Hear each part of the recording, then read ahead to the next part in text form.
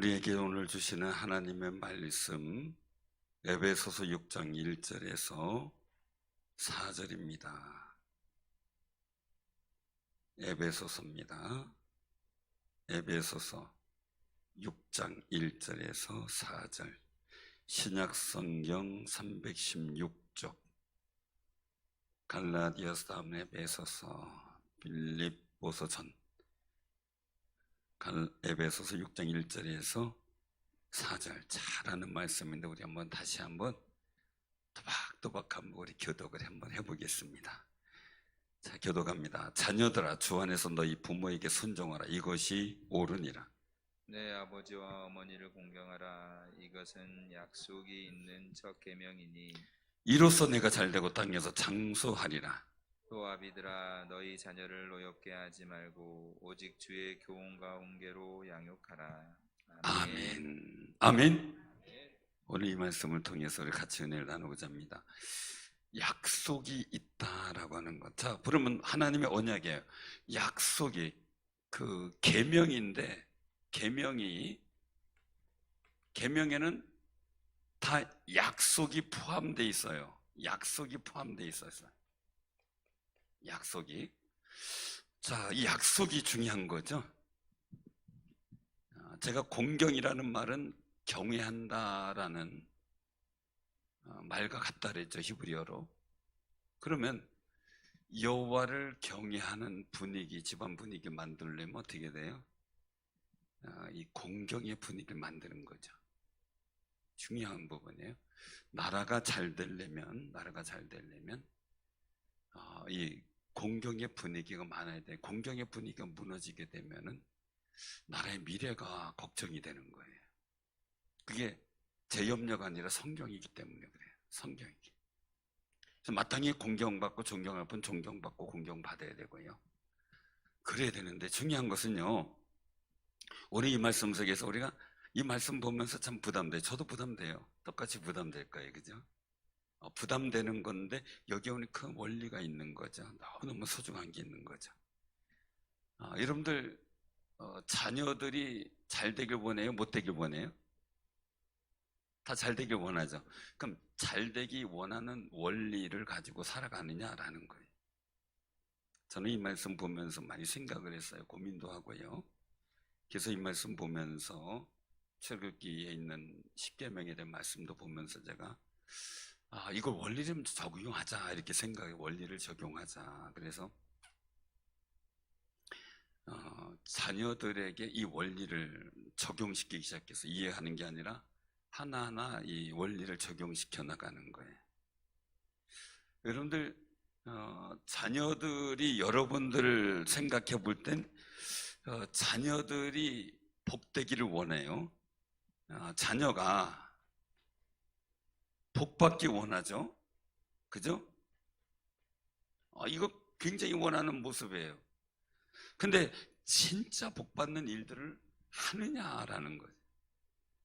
어느 목사님이 막 화를 내면서 얘기를 하는 걸 들었어요. 그건 뭐냐면 여러분들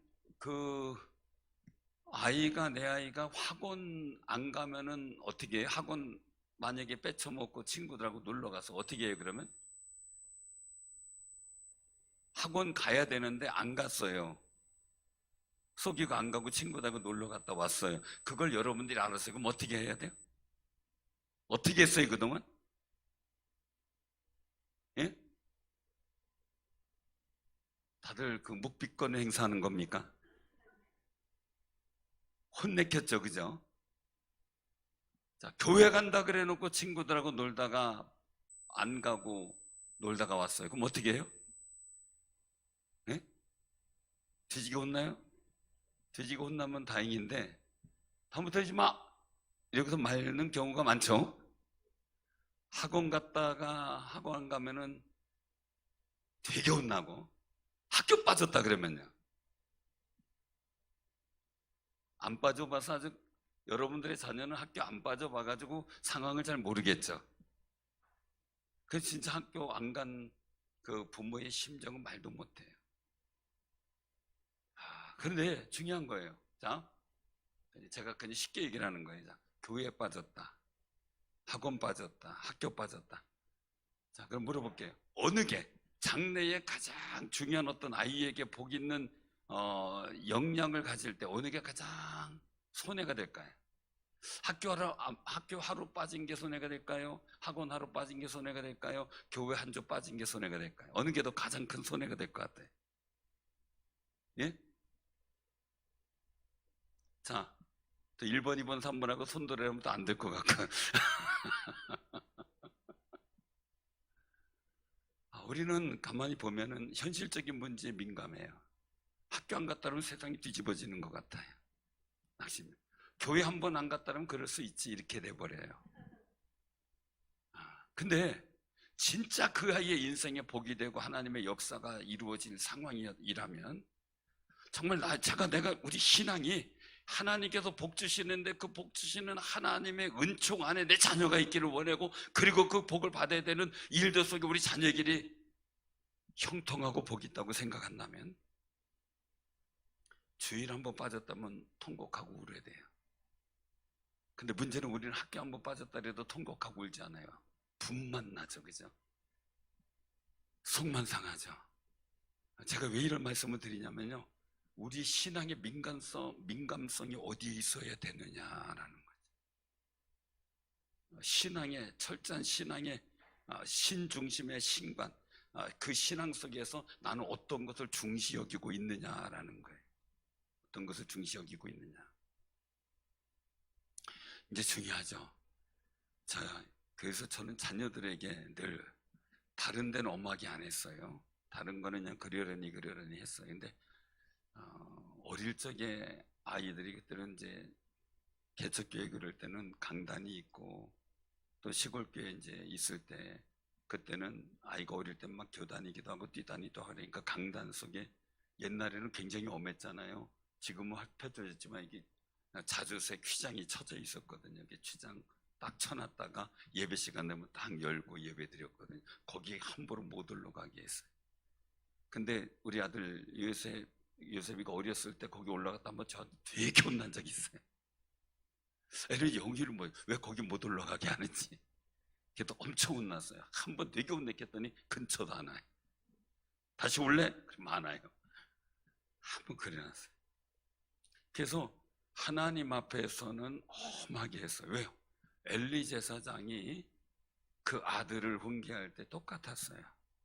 아들이 하나님 앞에 정말 경외하는 마음도 없고 하나님의 거룩성을 훼손하는 일들을 했는데도 불구하고 민감하게 반응하지 않았어요.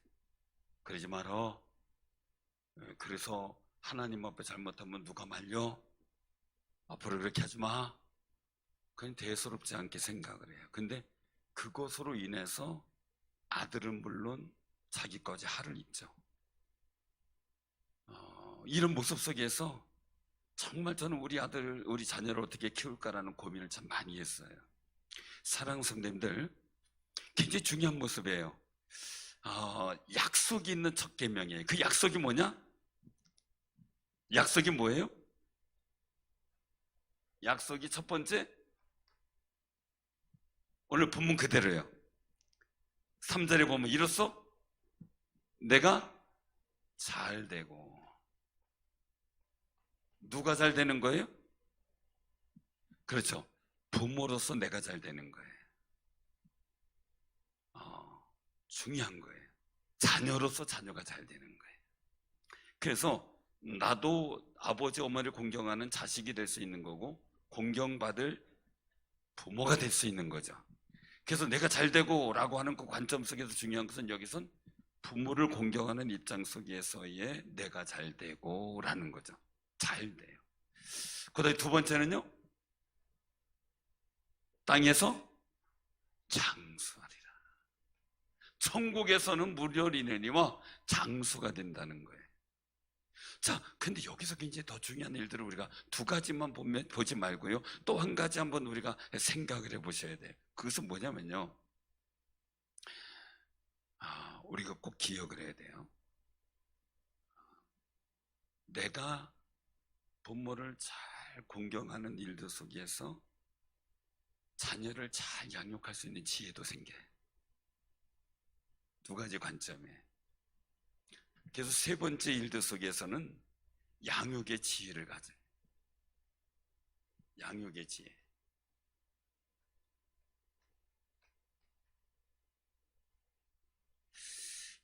우리 교인들을 신방하다 보면 재미난 일이 생겨요.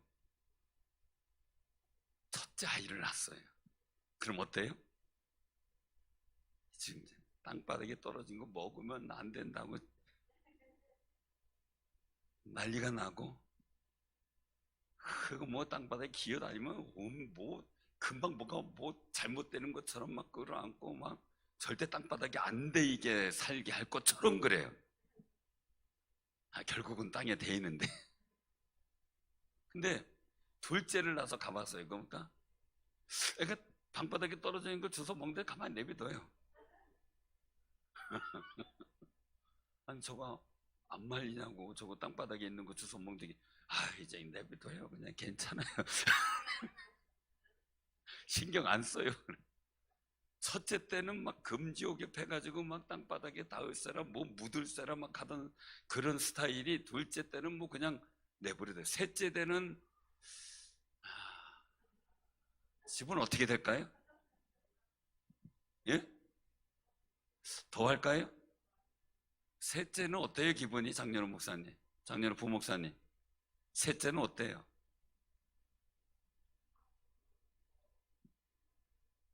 더 기뻐요? 그럼 다시 금지옥엽으로 들어가는 거예요? 셋째의 감격이 그럴까요? 이제 말씀드리는 거예요. 자, 우리의 소원들이, 자녀들이 금지옥엽 되는데 뭐 중요한 게 뭐냐면 다들 꿈이 잘 되길 원해요. 그죠? 장수하기 원해요. 건강하게 오래 살고 싶어요. 그죠? 그리고 또한 그 속에서 정말 양육의 지혜를 얻어 잘하고 싶어요. 우리 자녀들에게 그런 걸 가르쳤어요. 어릴 적에 제 아들이 초등학교 막 입학하기 전에, 딸이 6년 차이니까 어릴 때죠. 그때 가르쳤어요. 야, 부모님 생일은 너희들이 챙긴다. 케이크이고 선물이고 니네가 해온다. 그리고 결혼기념일도 니네가 챙겨라. 그래서 날짜라에 공지를 해요.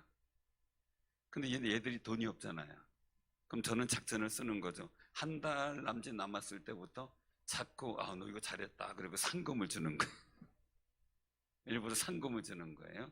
그럼 그거 받아가지고 그래서 과자를 사오든 뭐를 사오든 해오는 거예요. 어려서부터 시켰어요.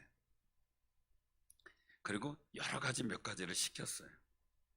근데 이 공경도요, 훈련이더라고요. 그냥 되는 게 아니고 약속 있는 계명인데 훈련이에요. 자, 그러면 생각을 해보자고요. 여러분들 자녀가 잘 되도록 하기 위해서 교육시키고 뭐 가르치고 하는데 투자를 생각하죠. 투자. 그죠? 투자예요. 자, 내가 자녀를 잘 되게 하는데 투자를 해요. 그러면은 내가 공부 가르치고 하는 거 뭐 최선을 다하지만 더 중요한 거는요. 더 중요한 거는 자녀가 부모를 공경하게 훈련시키고 교육시키는 건 더 현명한 투자예요. 더 현명한 투자예요. 제가 보는 성경적 관점이에요. 근데 대부분 볼 때는 뭐 내가 지금 뭐 벌 때고 뭐 건강할 때고 뭐 애들은 뭐 지가 알아서 하고 뭐 이렇게 하고 내 노후 니들을 안 맡긴다, 그러니까 니네는 알아서 하고 난 나대로 한다, 이런 얘기를 많이 생각 없이 하셔요. 좋고 현명할 것 같아, 속편할 것 같아요. 그러나 우리가 자녀가 정말 잘 되고 장수하고 더 그들의 자녀가 나면 더 잘 양육시킬 수 있는 지혜를 얻기 원한다면 우리는 성경적 원리를 적용하는 일에 주저하면 안 돼요.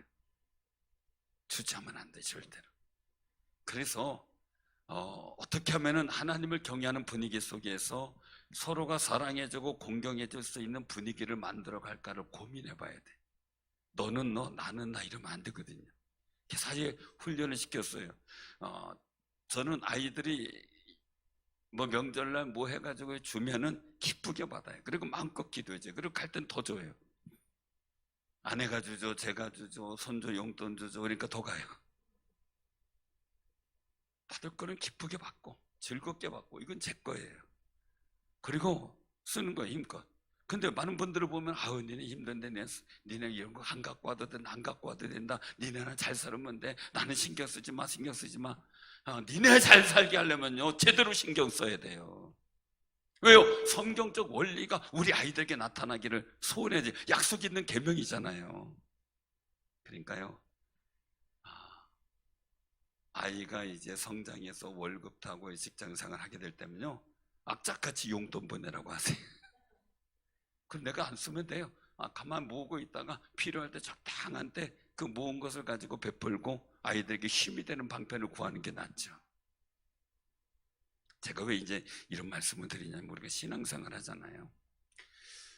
자녀들이 잘 되기를 원하는 소망들을 부모가 갖고 있어요. 그래서 뭔가 투자를 다 하죠. 자갈론 팔아서라도 공부 가르친다고 고백을 하잖아요. 나 힘들어도 니네 공부한 여건은 내가 만들어주겠다고 하면서 힘들게 하잖아요. 근데 물어볼게요. 물론 공부 잘해가지고 공부 뒷바라지 해가지고 잘 성공하는 사람도 있지만 그러지 못한 경우도 많잖아요. 더 많죠, 어떻게 보면.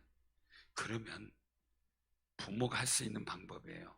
부모를 공경하는 방법을 일러주고요, 하나님을 경외하는 방법을 가르쳐주는 거예요.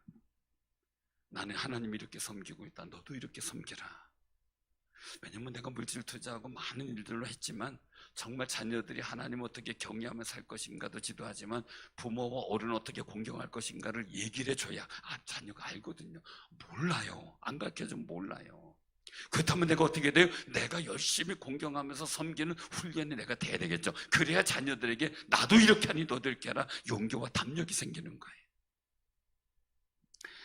오늘 저는 이 말씀 보면서 많이 생각했어요. 이 말씀을 또 한번 전해야겠다는 감동이 생기면서요, 하나님의 약속은 우리에게 분명히 좋은 약속이 되는데 그 약속을 내가 믿느냐 못 믿느냐의 차이에서 우리는 나의 행동과 액션 아니면 비전이 나오게 되는 거죠. 비전이 나오게 돼요. 그러면 하나님의 약속을 믿는 우리예요. 하나님의 약속을 믿는다면 그 약속을 믿는 나의 비전적 행동이 이루어져야 되거든요. 그런데 우린 신앙생활 하면서 신경 안 써요. 기도는 해요. 주여 하고 기도는 잘 되게 해주시고 복되게 해주시고 번성하게 하시고 형통하게 하시고 기도는 해요. 그런데 기도에 따르는 우리가 그러면 이 자녀를 어떻게 양육할 것인가라는 거죠. 그러면 약속이 있으면 내가 부모를 어떻게 공경해야 될 것인가라는 거죠. 불편해요. 왜? 자녀들을 양육하는 건 참 불편하죠. 부모를 공경하는 것도 불편하죠. 근데 우리가 투자한다는 것도 불편하잖아요. 왜? 어디에 투자하려면 내가 안 쓰고 안 먹고 조심해야 되잖아요. 그것도 불편하잖아요. 다 같은 불편함인데 나는 세상에 불확실한 일들을 놓고 투자하는데 최선을 다해 불편함을 감수해요. 그런데 왜 하나님 말씀의 약속을 지키고 그 약속을 이루어가는데 내 불편함을 감수하는 걸 힘들어하느냐라는 거 생각을 한번 해보게 되더라고요. 나는 미래를 투자하기 위해서 공부하는데 불편한데도 공부하는데 최선을 다해 막 열심히 하는 사람들은 결과물이 있죠. 근데 중요한 건 내가 친구들하고 노는 시간 빼고 뭐하고 귀찮고 막 하는 해서 공부할 시간 못 내면 결과는 뻔하잖아요. 복되고 좋은 일에는 할 불편함을 감수할 수 있는 용기가 필요하죠.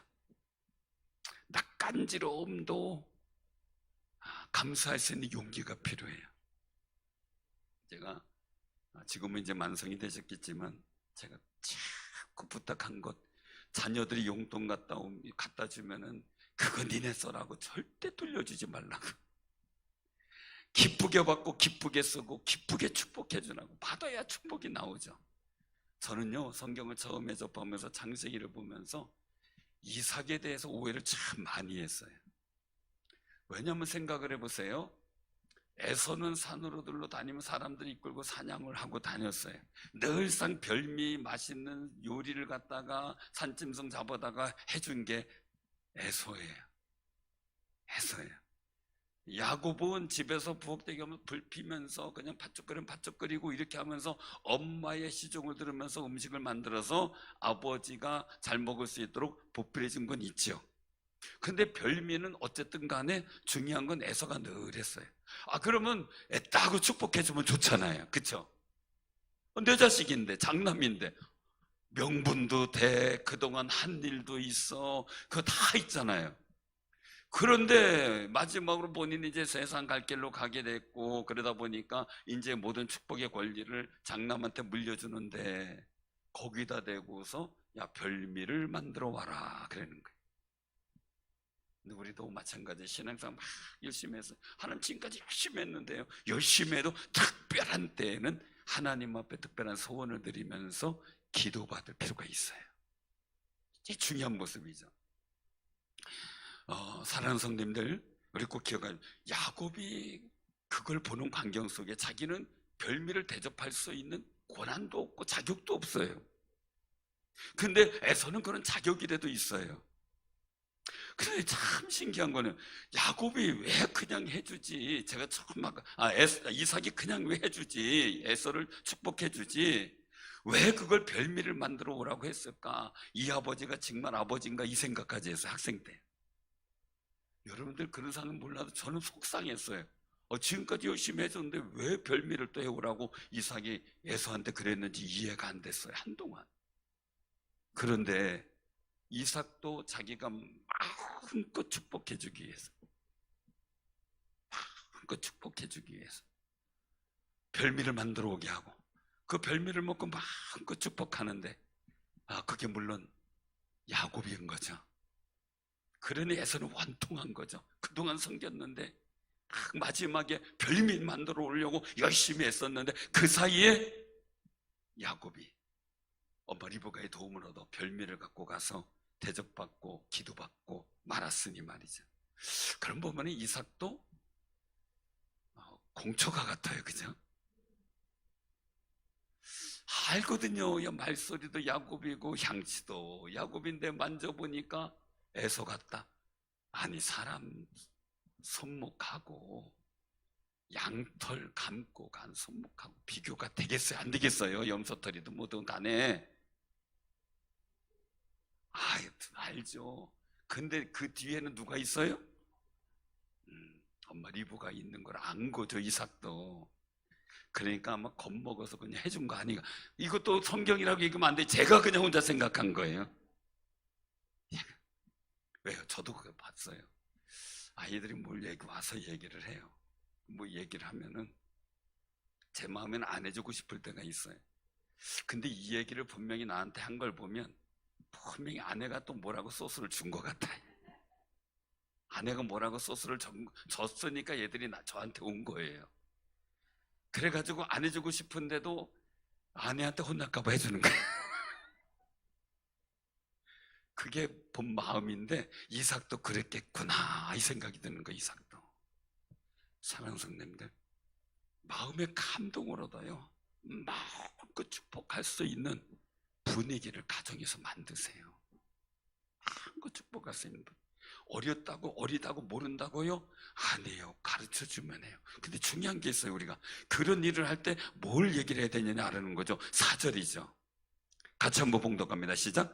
아비들아, 너희 자녀를 노엽게 하지 말고 오직 주의 교훈과 훈계로 양육하라. 아멘. 저는 이제 애들을 보면서 그렇게 생각을 했어요. 쟤들이 뭘 아나. 자, 1살 배기 손자가 뭘 알겠어요? 이해가 돼요? 1살 배기 손자가 뭘 알겠어요? 모른다고 생각했어요. 3, 4살짜리 손주가 모른다고 생각을 했어요. 그런데요, 제가 최근에 달라졌어요. 야, 얘들이 아는구나. 말은 잘 알아듣는지 뭘 알아듣는지 모르겠지만 아는구나 이 생각을 했어요. 제가 최근에 우리 이제 손주를 보면서 느낀 게, 손녀를 보면서 느낀 게, 지난번에 이제 그 5월 4일 날, 5월 날 이제 가족끼리 모여서 이제 이제 식사를 하느냐고 모였는데, 5월 4일 날 이제 근무 마치고 막 밤에 왔어요.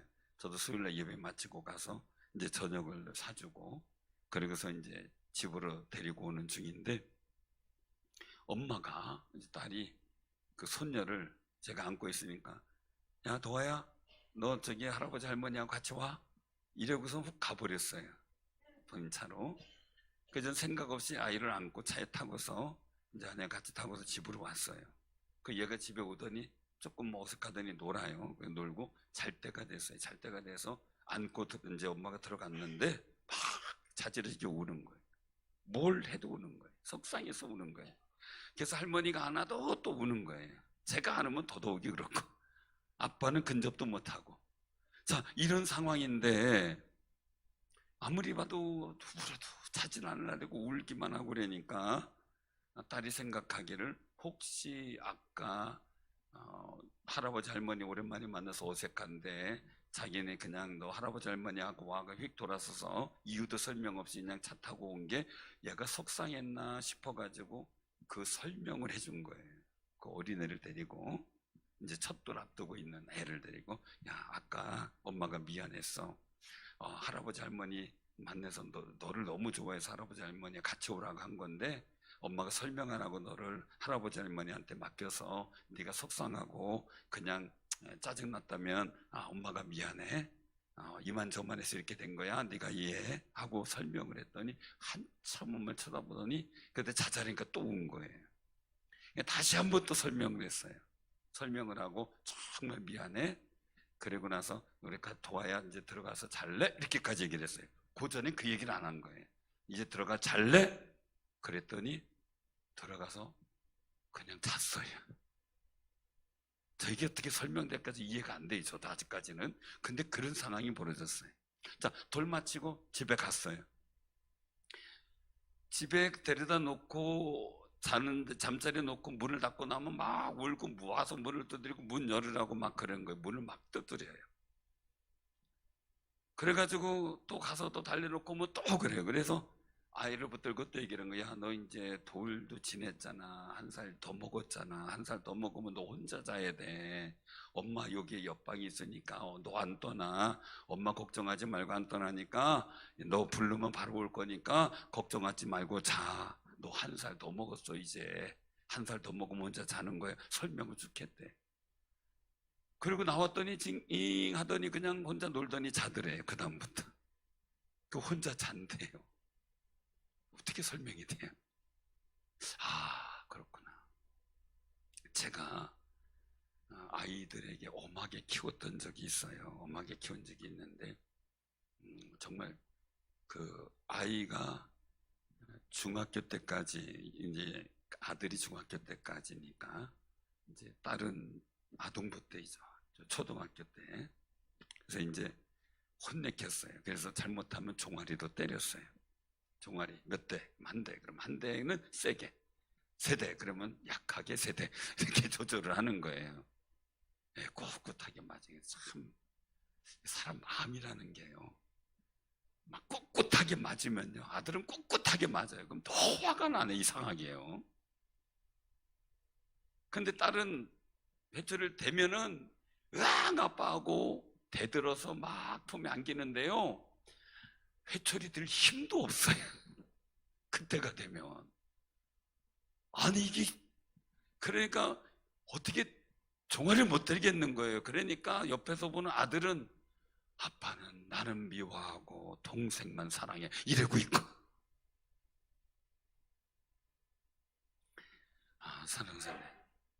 제가 이제 그 생각을 한 거예요. 그렇게 키웠어요.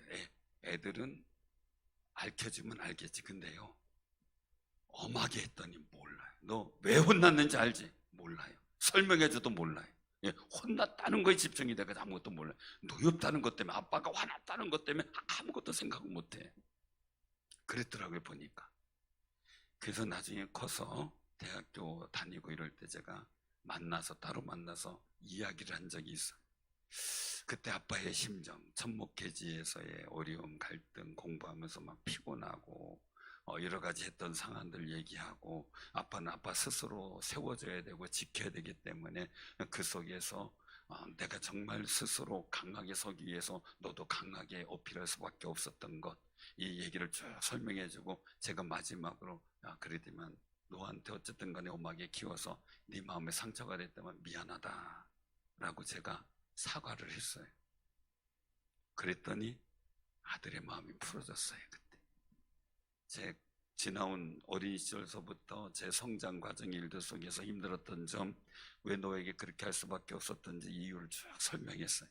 그 다음부터 아들의 마음이 풀렸어요. 딸의 마음도 같이 풀렸어요. 우리가 아이들은 잘 모른다라고 생각하고 내 감정만 갖고 터치하다가 보니까 자녀가 노여워서 화가 나요. 근데 이유를 설명하고 내 입장이 아닌 그 자녀 입장에서 얘기를 하게 되면은, 우리의 사랑으로 얘기하게 되면 깨닫게 되는데, 그때는 교훈과 훈계가 되더라고요. 근데 그 전까지는 뭐게 되냐면 아빠가 화를 내서 나를 혼내키는 거예요. 그 상황이 되더라고요. 그래서 많이 고민했던 적이 있어요. 그러다가 보니까 어떻게 돼요? 손주 손녀한테 여유로워요. 왜요? 키워봤잖아요. 그래서 손주 손녀들 할아버지 손에 키우면 버릇이 없다 그러잖아요. 왜? 엄하게 키우든 뭐든 키우든 다 지나가고 보니까 아무것도 안 해요. 막 꿈을 갖고 잘 되게 해야지 막 쳐대 때는 막 온통 정성을 기울였는데 해놓고 보니까 또 그것도 아니다라는 생각이 들 때가 너무 많아요. 근데 가장 중요한 것은요, 아이들 마음에 스크래치가 생기지 않도록 하는 거죠. 그 얘기는요, 다시 한번 얘기하면 자녀들이 하나님이 주신 기업을 내게 맡겼다는 소중한 마음이 있다면 노엽게 하거나 마음에 스크래치 생기는 일은 안 할 거다라는 생각이 드는 거예요. 하나님께서 부모를 주셨다는 것 자체가 귀한 거지만 하나님께서 자녀를 내게 맡기셨다는 것 자체가 소중한 거잖아요. 그러니까 분노하기 전에 눈물 뿌려 기도하게 되고, 기도한 후에 정말 사랑으로서 교훈과 훈계를 하게 될 때 이 아이들은 정말 진정한 부모의 마음이 전달되어지는 거룩한 이 영적 유전자가 상통하는 역사가 나타난다라는 것을 느끼게 되는 거예요. 왜냐하면 우리가 자녀 교육 속에서 가장 모범적인 사례를 본다면은 요셉이에요. 야곱하고. 야곱이 늘상 형들이 형들대로 일 시켰지만 요셉은 너무 귀해서 사랑하는 아내, 다 사랑하지만 특별히 라헬, 그 감동 때문에 너무 소중해서 그 아이를 늘 무릎에서 놀게 했잖아요. 채색 옷 입고 오늘날 명품 옷만 입히고, 형들은 그냥 시장표 입히고, 너무 소중하게 여긴 거죠, 요셉은. 그래서 이 요셉을 데리고선 계속 자기가 가지고 있었던 하나님을 만난 그 소망, 자기가 정말 하나님의 축복을 받고 싶어서 열망했던 일들, 그리고 자신이 꿈꾼 거, 야복강가에서 기도, 이 모든 여러 가지 일들을 계속해서 얘기했을 거예요. 그러니까 요셉이 그 영적 DNA를 받아서 꿈꾸는 자가 되죠. 꿈꾸는 자. 야곱의 한 모습이 꿈꾸는 거잖아요. 이 꿈꾸는 자가 되니까 어떻게 돼? 해와 달 11별, 그리고 딴 볕단 형들이만 묶은 볕단이 자기가 묶은 볕단이 절하는 역사의 꿈을 보게 되고, 그리고 그 DNA로 야곱이 어떤 경우도 이겨서 결국 하나님의 축복의 역사를 만들어간 것처럼 요셉도 노예로 팔렸지만 그 속에서 어떤 일들도 이겨나가고 하나님의 복된 역사를 이루어가는 증거가 나타나잖아요. 무릎에서 있겠다라고 하는 일들은, 어깨에서 놀게 했다라는 일들은 사랑이에요. 친구처럼 마음을 공유했다는 얘기가 돼요. 그러니까 그 속에서 요셉은 정말 주의 교훈과 훈계로 양육되어진 사람이었다는 거죠. 그러니까 어떤 상황에서도 잘 되고 장수하고, 그리고 어떻게 돼요? 하나님의 거룩한 역사를 이루어갔죠. 저는 이런 소망을 가져요. 우리가 투자가 힘들어도 기업이 힘들고 내가 말한 사업이 힘들 때로 하여간 투자를 하잖아요. 정말 허리도 조르면서도 투자를 하잖아요. 그리고 우리 자녀들 위해서 얼마나 애쓰고 힘써요. 내 못 먹어도 자녀를 먹이려고 하고 자녀 양육하려고 하잖아요. 근데 그런 투자를 하면서 왜 우리 영적 투자, 하나님께서 복된 약속에 있는 역사가 우리 자녀들에게 이루어지는 일들을 위해서 우리는 왜 적극적이지 못할까라는 아쉬움이 저한테부터 생기는 거예요. 사랑하는 성도님들, 우리가 정말 이제 영적 투자를 시작하자고요. 육적인 투자를 많이 했어요. 이젠 정말 영적 투자에서 어떻게 하면 자녀를 보물을 공경하게 만들고 교육시킬까? 또 나 자신은 어떻게 하면 자녀들이 잘 하나님을 공경하고 경외하도록 양육을 할까? 정말 이 고민들이 우리에게 있어야 돼요. 그래서 오늘 약속 있는 첫 계명이라 했는데 우리 자녀들이 잘 되고 땅에서 장수하기 원하잖아요. 그러면 오늘 말씀의 원리가 여러분들 삶의 자리에 가정에 이런 분위기를 만들어서 하나님을 경외하고 보물을 공경하는 그 분위기를 만들어서 정말 이 약속의 말씀이 우리에게 성취되고 자녀들에게 성취되어지는 거룩한 역사를 체험하는 귀한 승리자들이 다 되기를 주님의 이름으로 축원합니다.